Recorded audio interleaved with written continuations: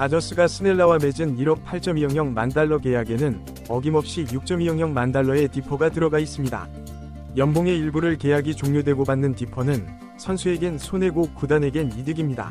오타니는 7천만 달러 연봉 중 200만 달러만 받기로 하고 나머지 6.800만 달러는 계약이 종료되는 2034년부터 10년 동안 매년 7월 1일에 받기로 했는데 이자가 없는 것과 물가 상승을 고려하면 사무국은 오타니 계약의 실제 가치를 10년 4억 6천만 달러, 선수 노조는 4억 3.700만 달러로 계산하고 있습니다.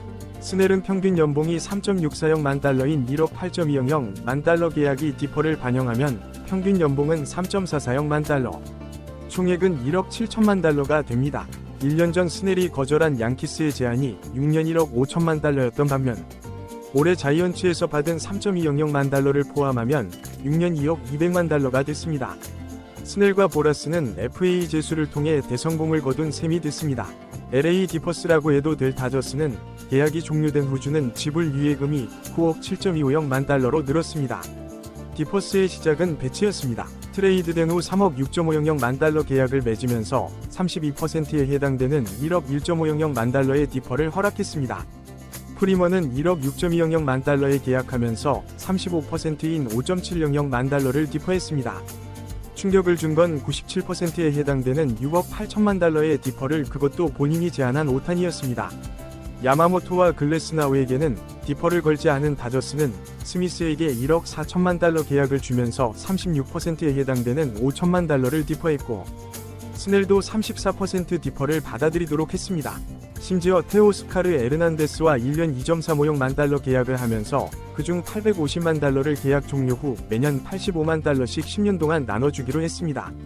이에 계약이 종료된 테오스카르를 제외하고 오타니, 배츠, 프리먼, 스넬, 스미스는 계약 총액이 15억 4.9억만 달러지만 디퍼가 반영된 실제 가치는 12억 600만 달러가 돼 3억 4.3억만 달러가 줄게 됩니다.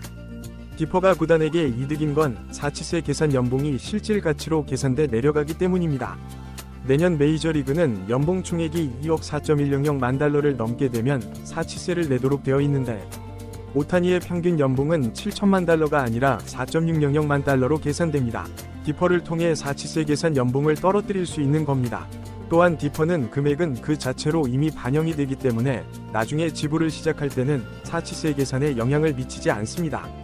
지불 유예라는 건 줘야 할 돈을 뒤로 밀어놓는 것이기 때문에 실제로 지급이 시작되면 현금 흐름에 문제가 생길 수도 있습니다.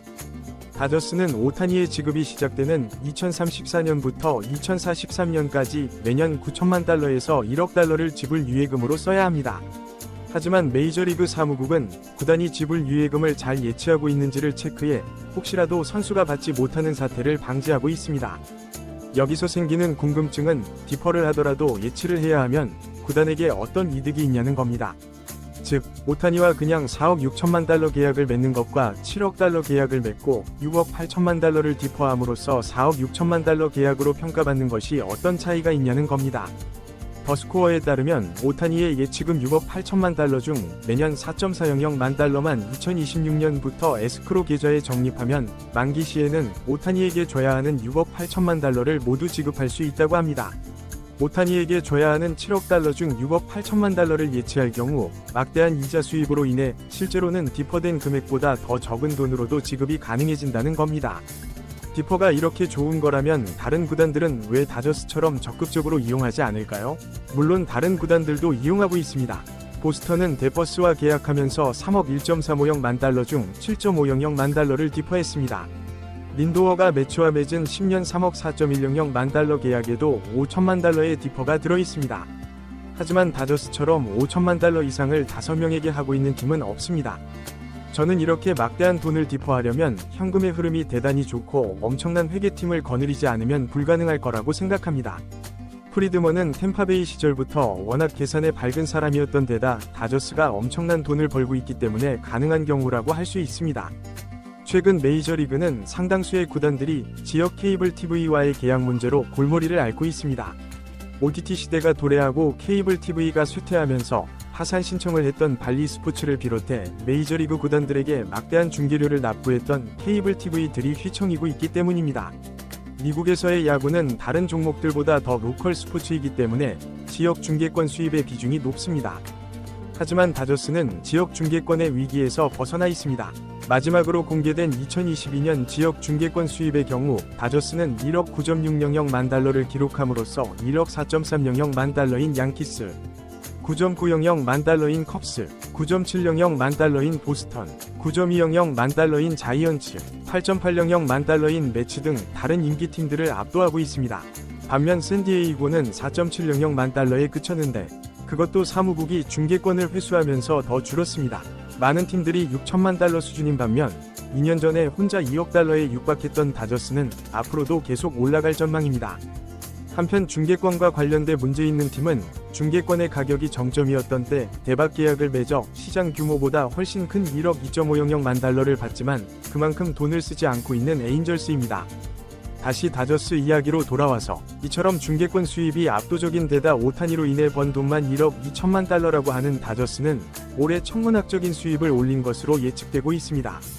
스포티코의 추정에 따르면 올해 다저스의 매출에서 선수 연봉과 사치세 납부액을 빼면 3억 800만 달러가 남습니다.